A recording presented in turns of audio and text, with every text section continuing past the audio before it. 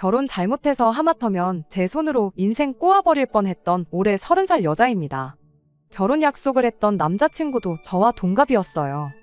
3년 만났고 느닷없는 남자친구 청혼에 갑자기 결혼 준비를 시작하게 되었죠.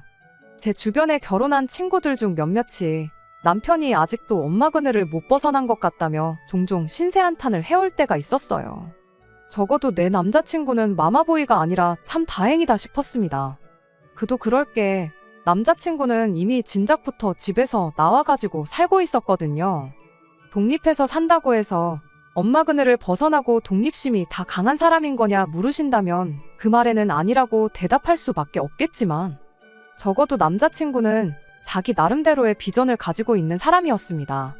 남자친구 부모님께서는 남자친구가 사자 들어가는 전문직을 갖기를 원하셨다고 해요. 그런데 이미 고등학교 때부터 자기는 문과 공부에 흥미가 없고 이과 쪽이 잘 맞는다는 걸 알아서 부모님 반대에도 불구하고 학교도 자기가 자신 있어 하는 쪽으로 진학을 했다 합니다.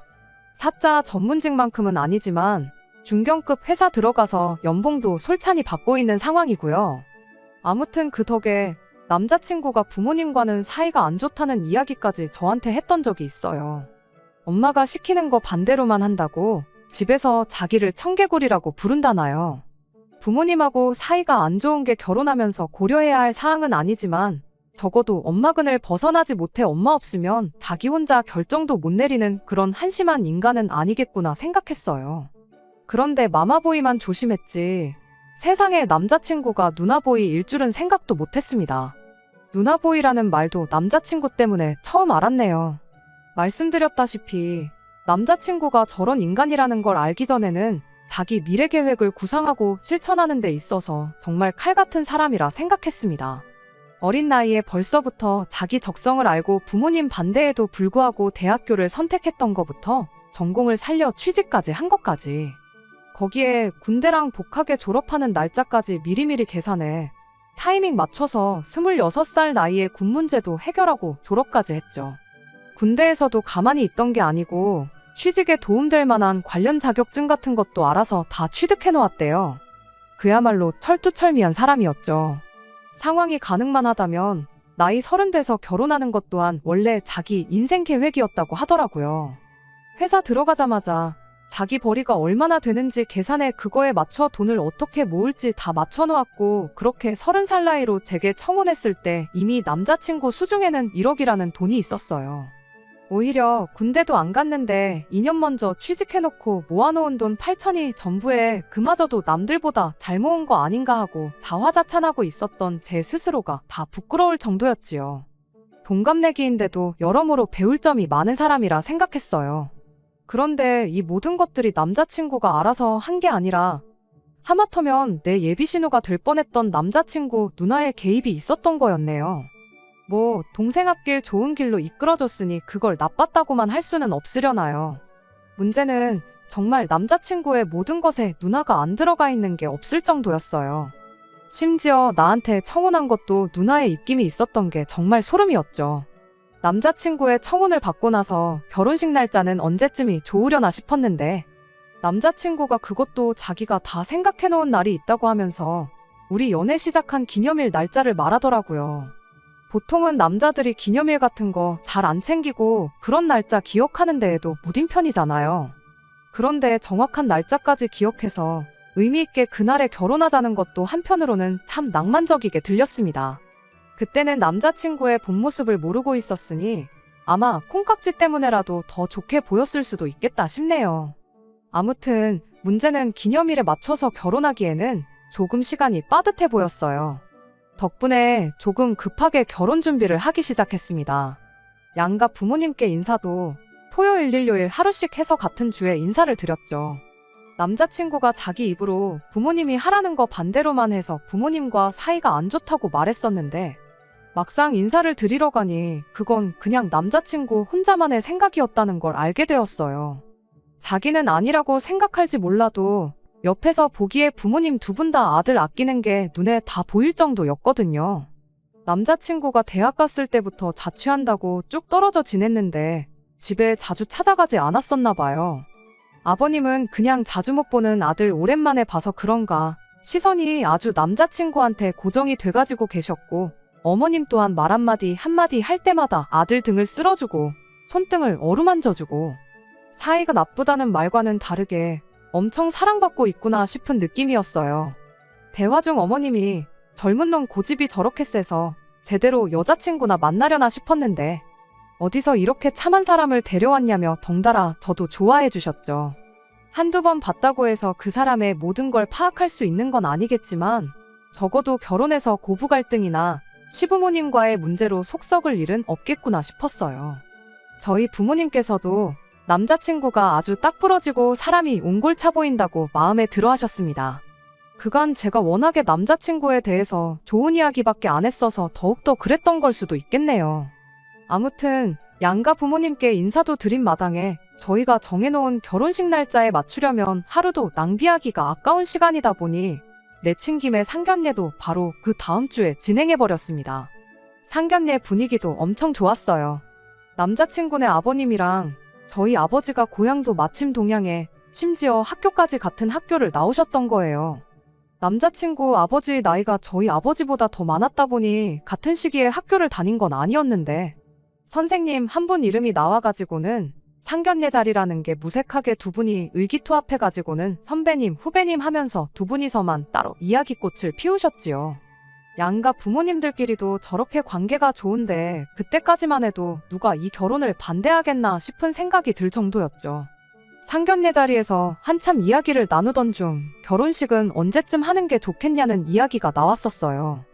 뭐 어디 용한분한테 가서 좋은 날짜를 받아와야겠다니 그런 이야기가 오가길래 저희가 사실 생각해둔 결혼 날짜가 있다고도 말씀드렸어요.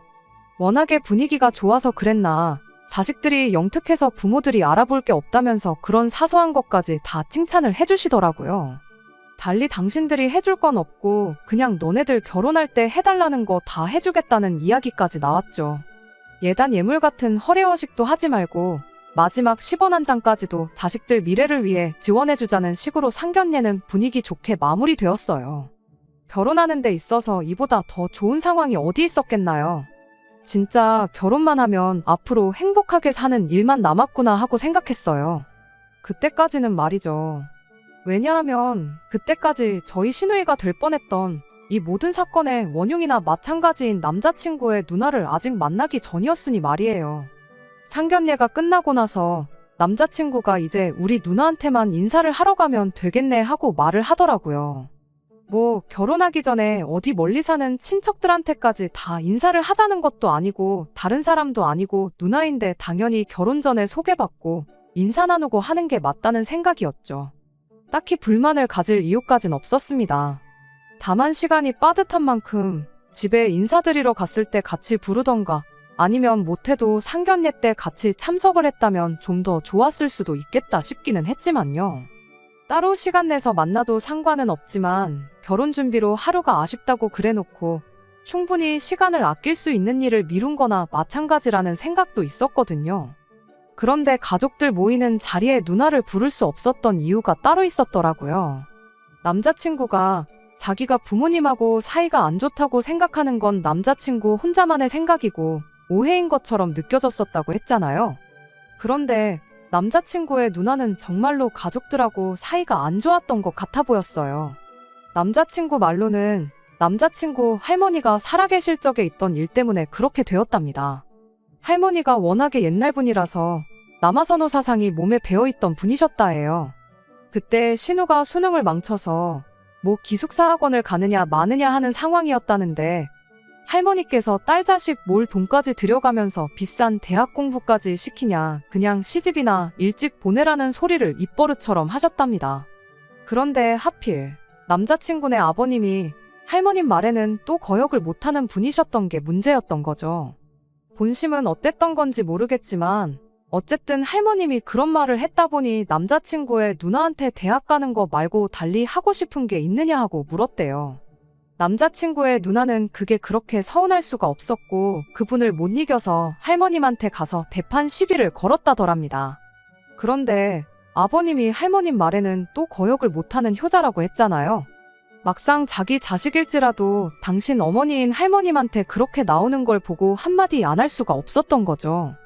그때 남자친구의 누나는 이딴 집구석에서 더는 못 살겠다며 짐 싸들고 나갔다 합니다. 그 뒤로 아예 부모님과는 절연을 한 상태라 인사시키는 날이나 상견례 날 같이 자리를 할 수 없었던 거고요. 그래서 부득이하게 인사하는 자리를 따로 만들 수밖에 없었던 거죠. 그런데 문득 생각이 나대요. 남자친구 집에 인사하러 갔을 때나 상견례 자리에서 남자친구 어머니가 남자친구한테 누나는 하고 남자친구한테 누나 안부를 물어봤었던 게 말이죠. 상황을 다 듣고 종합해보니 남자친구는 아직도 누나랑 같이 연락을 하고 지내는가 했죠. 그런데 그게 아니었어요. 연락을 하고 지내는 정도가 아니라 남자친구가 누나 집에서 얹혀 살고 있었더라고요.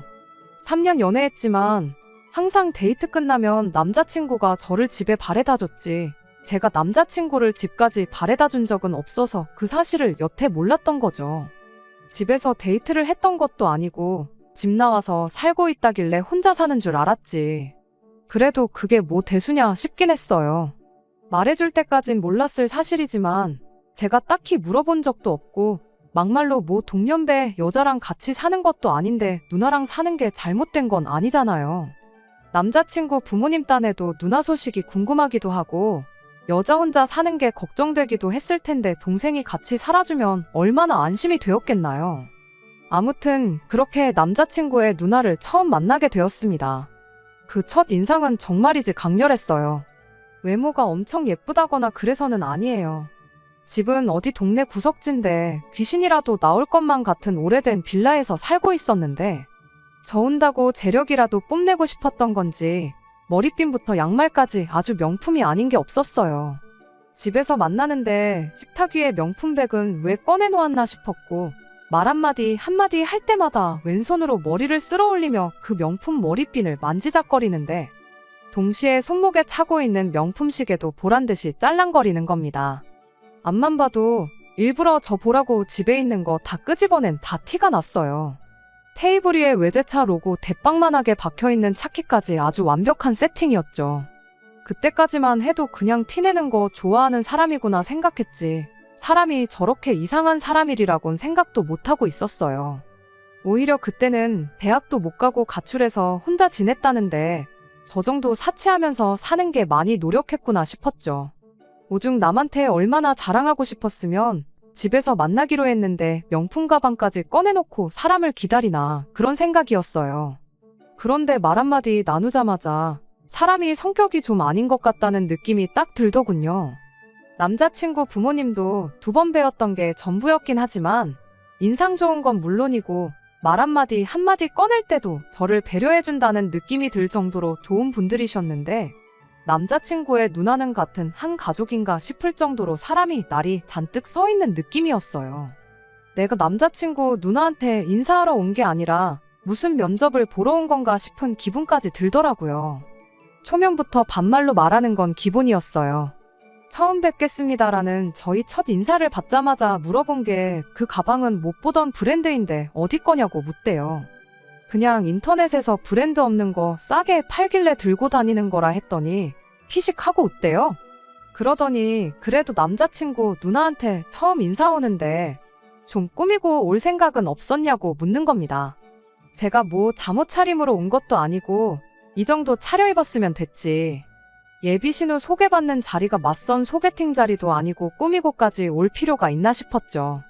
다음부터는 중요한 사람 만날 때는 명품이나 못해도 명품에 준하는 걸 들고 다니라고 그렇게 차려입고 사람 만나는 게 상대방에 대한 매너라고 인생에 훈수 한 번 더 주고는 제가 직장 다닌 지는 얼마나 되었는지 월급은 얼마나 받느니 묻고는 그 돈 받고 생활이 되니 뭐 평범하게 월급 모으는 거 말고 큰 돈을 벌 생각은 없니?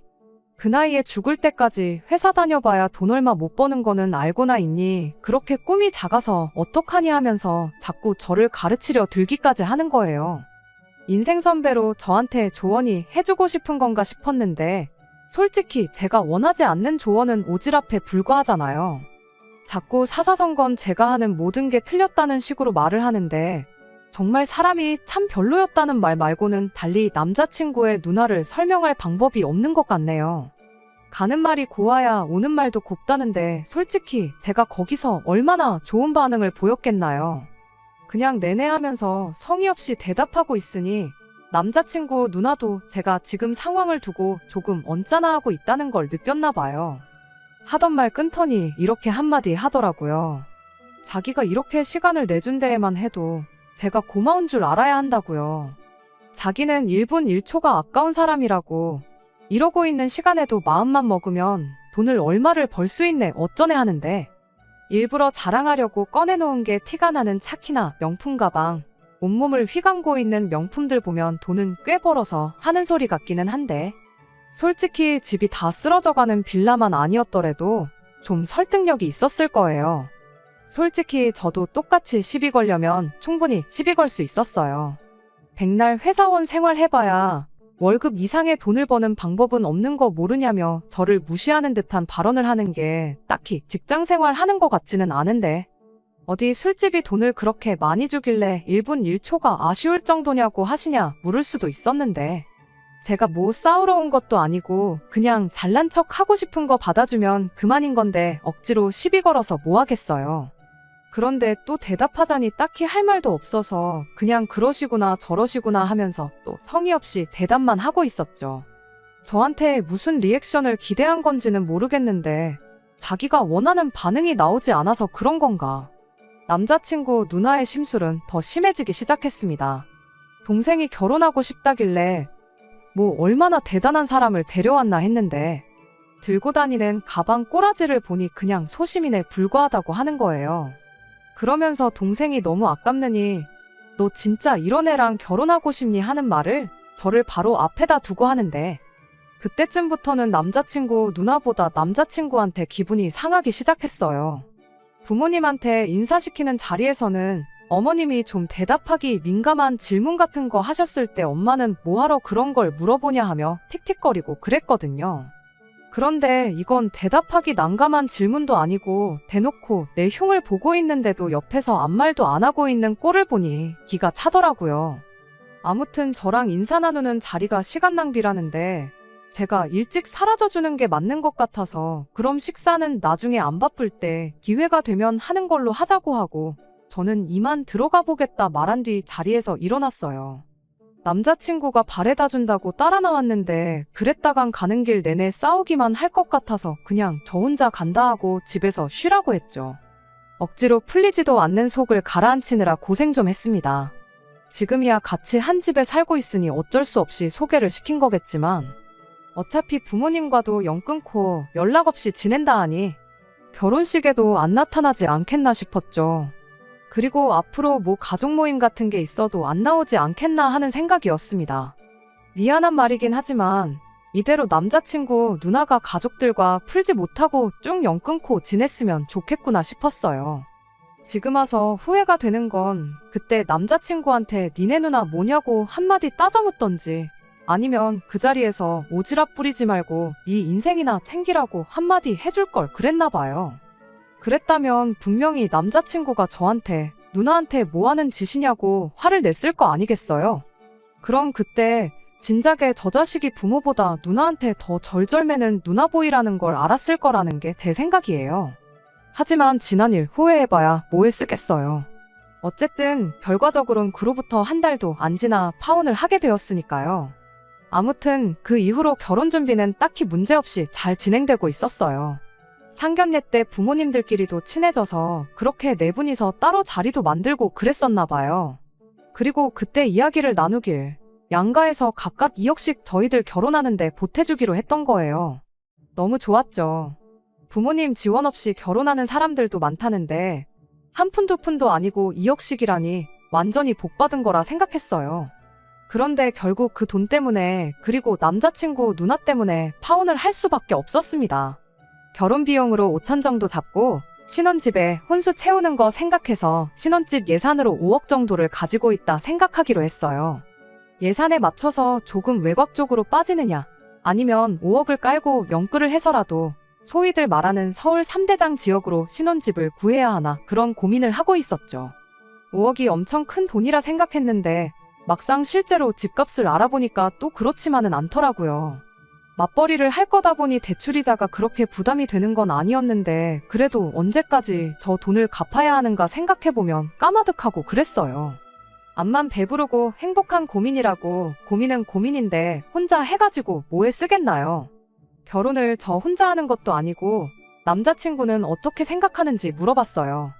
그런데 남자친구도 안 그래도 자기 생각에 5억은 너무 부족한 것 같다면서 돈을 좀 더 모아보지 않겠냐는 소리를 하더라고요. 그 말이 저는 뭔 소린가 싶었어요.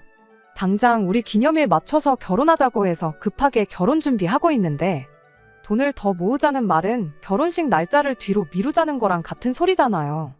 그리고 그거 얼마나 뒤로 미룬다고. 두 사람 벌이 합쳐서 800 조금 안 되는데 1년 2년 모은다고 해서 얼마나 많이 모으겠나요? 철두철미하고 계획적인 인간이 갑자기 무슨 나사 빠진 소리를 하는 건가 싶었죠. 그런데 남자친구가 일말의 고민도 없이 자기 계획이라면서 터무니없는 소리를 늘어놓기 시작했어요. 그때 우리 누나 만났던 날 기억나냐고 하면서 자기 누나 이야기를 꺼내더라고요. 그날 너가 일찍 돌아가 버리는 바람에 계획이 틀어지게 되었는데 원래 누나 차 타고 어디 먼데 나가서 엄청 비싼 밥 먹고 올 계획이었다 하면서요. 그러면서 동시에 누나 자동차 자랑도 하대요. 그 차가 우리나라에 몇 대 없는 차라고 그 차 타고 다니고 있으면 지나가는 사람들이 다 쳐다보고 그런다고 하면서요. 그 이야기가 왜 나오는지 싶었는데 이어서 누나 가방이며 시계는 기억나냐고 묻는 거 아니겠나요? 그날 자기 누나가 저한테 못다한 자랑을 대신 해주려는 건가 싶었고 그래서 제가 기억난다고 대답했어요. 누가 집안에 있으면서 비싼 시계랑 가방을 꺼내놓냐고 보통 사람은 안 그러지 않냐고 일부러 빈정거리는 말투로 대답했는데 남자친구는 누나 이야기하면서 신이 난 건지 그걸 칭찬으로 받아들였나 봐요. 암만 명품에 관심 없는 척 해도 너도 어쩔 수 없는 여자라고 그게 엄청 비싼 건지는 알고 있었구나 하면서 시계도 웬만한 국산차 한 대 값은 되고 가방도 뭐 그냥 돈이 있다고 해서 살 수 있는 가방이 아니래요. 평소에 그 명품 매장에서 돈을 좀 써야지 그 가방을 살 수 있는 자격을 준다나 어쩐다나요? 신혼집 이야기를 꺼내자마자 이어진 난데없는 누나 자랑에 다른 것보다 느낌이 쎄했어요. 아니나 다를까 우리 누나가 엄청 대단한 사람이라고. 대학도 안 나왔는데 어떻게 저렇게 큰 돈을 벌었는지 궁금하지 않냐고 묻는 겁니다. 그래서 제가 하나도 안 궁금하다고 그냥 물어본 말에다 대답하라고 그렇게 한마디 했어요. 제가 안 궁금하다고 대답을 할 거라곤 예상을 못한 건지 바로 말을 잇지 못하대요. 한참을 말없이 있다가 그제서야 그냥 본론을 꺼내더군요. 우리 누나가 다른 것보다 돈 꿀리는데 아주 재주가 있다고 지금 누리고 사는 것만 봐도 설명이 되지 않냐면서요. 그러더니 일단 우리 결혼하고 나서 바로 집을 구하는 게 아니라 지금 이 집 그러니까 지 누나 집에 들어가 살면서 부모님이 지원해준 돈에 우리 돈까지 합친 5억 8천 거의 6억에 육박하는 그 돈을 누나한테 굴려달라고 부탁을 하자는 겁니다. 누나가 관리해주면 금방 불어날 거라면서 이왕 내친 김에 월급도 누나한테 맡기고 돈 불려줄 때까지 누나한테 용돈 타서 쓰자고요. 요즘은 서울 외곽 지역도 좋은 아파트 들어가려면 10억은 우습게 줘야 한다고 5억 가지고는 아무것도 못하는 거 모르냐고 5억 대출받아 갚을 생각 해보라고 은퇴할 때까지 평생 빌린 돈만 갚다가 우리 젊은 시절 다 끝날 거라면서요. 그런데 누나가 한 1년 정도 우리 돈 굴려서 2배로 만들어주고 자기는 딱 2억만 먹고 나머지는 우리 다 준다고 했답니다. 그러니까 누나한테 부탁하고 일단 누나 집에 1년 정도만 들어가서 살아보자는 소리를 하는데 여태까지 알고 있던 내가 결혼까지 결심하게 만든 그 야물딱진 사람 입에서 나오는 소리가 맞나 싶었어요. 어이가 없어서 아무 말도 잊지 못하고 있는데 그 와중에도 남자친구는 지 누나를 찬양하는데 여념이 없었죠. 기회가 되면 2년, 3년 정도 살아가지고 강남에 집 한 채 구해서 시작하는 것도 나쁘지 않겠냐는데 저 정도면 거의 종교가 아닌가 싶었습니다. 이미 그때부터 제 마음은 거의 떠났던 것 같아요. 그래도 확인할 건 확인해야겠다 싶어서 지 누나의 뭘 믿고 저러는 건가 싶어서 누나가 뭘 하길래 돈을 그렇게 버느냐 물었죠. 남자친구가 그 말에 싱글벙글해서는 궁금했으면서 왜 안 궁금했던 척 한 거냐 하면서 누나의 인생사를 읊어주기 시작하더라고요. 그런데 뭐 별것도 없었어요. 그냥 평범하게 직장인 생활하고 있었는데 그러다가 코인에 손을 댔나 보더라고요.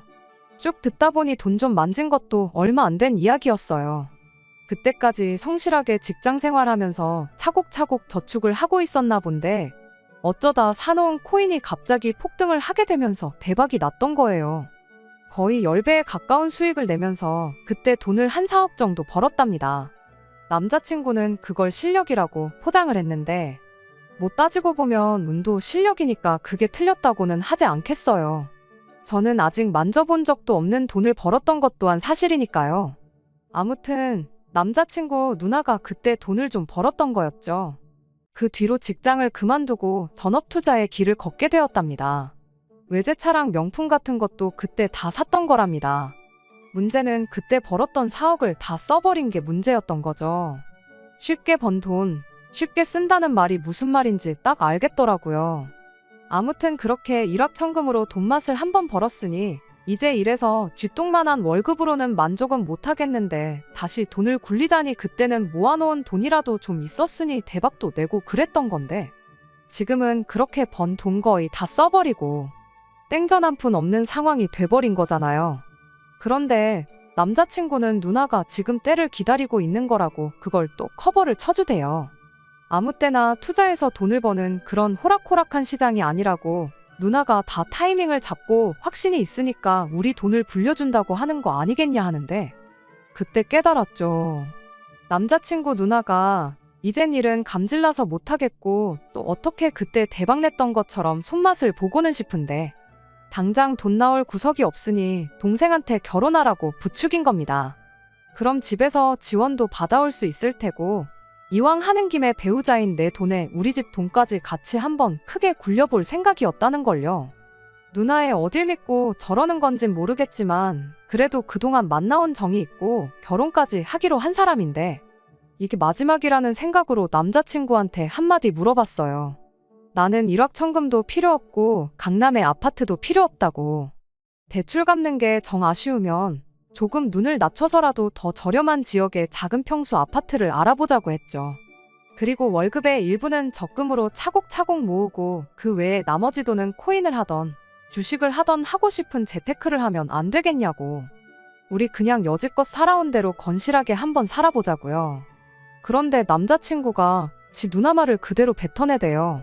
그렇게 꿈이 작으니 평생을 착취당하는 소시민으로 사는 거라고 말이죠. 아무리 봐도 남자친구 누나가 남자친구와 비교해서 잘난 거 하나 없는데 어쩌다 코인으로 운 좋게 큰돈 한 번 벌었다고 한들 어떻게 저렇게까지 고집을 부릴 수 있는 건가 싶었죠. 결국 저는 남자친구를 말릴 수 없었어요. 그렇게 2주 정도 더 남자친구를 설득해봤지만 남들처럼 평범하게 살고 싶어서 저랑 결혼을 하려고 했던 게 아니라는 말만 할 뿐 도무지 생각을 고쳐먹지 않더군요. 우리가 만약에 모아놓은 돈이 한 푼도 없었고 양가 지원도 없는 그런 상황이었더라면 누나 집에서 신세지면서 차곡차곡 돈 모아 우리 삶을 꾸리자고 저렇게 고집을 부리는 거였더라면 암만 남자친구 누나가 별로인 사람이었을지라도 그렇게 하자고 했었을 겁니다. 그런데 우리가 피땀 흘려 모은 돈뿐만 아니라 없는 형편에 자식 행복 빌어준다고 최대한을 만들어준 부모님 돈까지 누나한테 맡기자고 하는 사람과 결혼을 한다는 건 말도 안 되는 일이었죠. 결국 그렇게 며칠간의 고심 끝에 저는 결국 파혼을 선택하게 되었습니다. 차라리 남자친구가 마마보이였다면 결혼을 했었을 거예요. 어머님이 그만큼 좋은 분이셨으니까요. 이러나 저러나 저희들을 위해 좋은 앞길을 조언해 주셨을 거 아니었겠나요. 차라리 마마보이가 낫지 누나보이는 정말 답도 없네요. 안녕하세요. 파혼하고 나서도 벌써 2달이 더 지났네요. 남자친구와 다시 잘해보기로 해서 이렇게 사연을 보내는 건 아닙니다. 그냥 그 뒤로 제가 궁금했던 사실 몇 개를 알게 되어서 혹시나 여러분들께서도 궁금하지 않을까 싶어 이렇게 다시 저희 이야기를 전하러 찾아오게 되었네요. 본의 아니게 남자친구네 집하고는 계속 연락을 하고 지내는 사이가 되었어요. 부모님들끼리 너무 죽이 잘 맞다 보니 파혼하게 된 건 아쉬운 일이지만 당신들끼리는 자주 연락하고 그러기로 했거든요. 그래서 본의 아니게 남자친구 이야기를 좀 전해 듣게 되었어요. 남자친구가 능력도 없는 누나를 맹신하게 된 데에는 다 이유가 있었습니다. 남자친구 부모님이 남자친구를 사자 들어가는 전문직으로 키우고 싶었던 건 사실이었어요. 부모님 뜻보다 돌아가신 할머님 뜻이 그랬답니다. 그런데 그걸 반대했던 게 남자친구가 아니고 남자친구 누나였대요. 정확히 왜 그랬는지는 모르지만 동생 혼자 지원받는 게 배가 아팠던 거겠죠. 다행히 그게 남자친구 적성에도 맞는 일이었고 그걸로 대학도 가고 취직도 했으니 결과만 두고 본다면 좋은 일이긴 했지만 남자친구한테는 그런 사소한 것 하나하나가 누나 말을 들으면 손해보는 게 없다는 생각을 갖게 만들었던 것 같아요. 애초에 남자친구 누나한테 대학 말고 다른 일을 하고 싶은 게 없냐고 물어봤던 것도 남자친구 누나가 공부를 그렇게 잘하는 사람이 아니었다네요.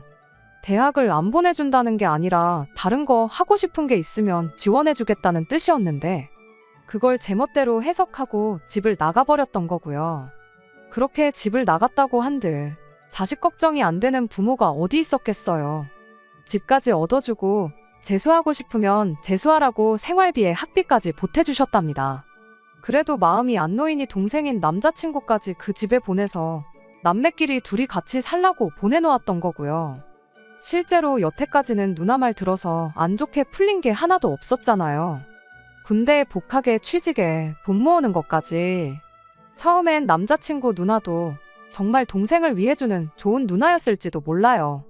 좋은 조언을 해줬으니 동생이 저만큼 풀릴 수 있었던 게 아니겠어요?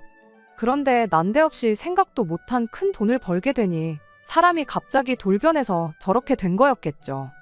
그 와중에 동생은 누나 말 들어서 손해보는 게 없다는 확신을 갖고 있었으니 결국엔 일이 이 지경까지 오게 되었던 거 아니겠나요?